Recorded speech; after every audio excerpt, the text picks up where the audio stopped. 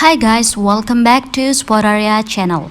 So today in this video I'll show you how to open links in the background in Safari browser on iPhone. But as always, before you continue this video, I hope you like, comment and subscribe to support this channel, and don't forget to hit the notifications bell. So without any further ado, let's get started. Well, first step that you have to do is go to your settings app on your phone. And in the settings page, you have to scroll it down and find out the Safari option. Here you are. When you find it, just go ahead now. Next, in the Safari page, you have to scroll down, and in the tab section, you will see Open Links option. Just tap on it. The next screen will show the two options available to you.